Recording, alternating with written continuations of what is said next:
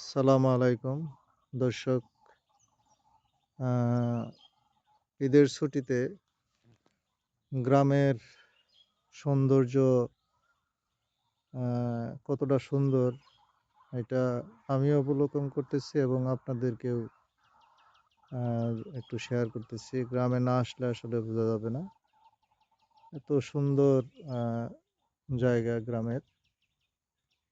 আহ, গ্রামে আসলেও শহরের ইট পাথরে মানুষ আসলে পাথর হয়ে যায়, সুতরাং গ্রামে এসে একটু আহ, গ্রামের সৌন্দর্যগুলো অবলোকন করলে, গ্রামের মানুষের সাথে মিশলে অনেকটা আত্মতৃপ্তি পাওয়া যায়।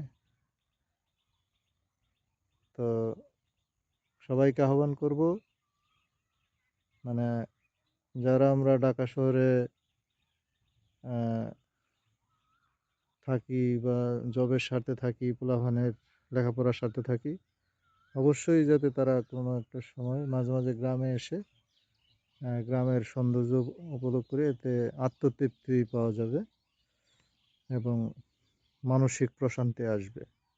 ধন্যবাদ। আসসালামু আলাইকুম।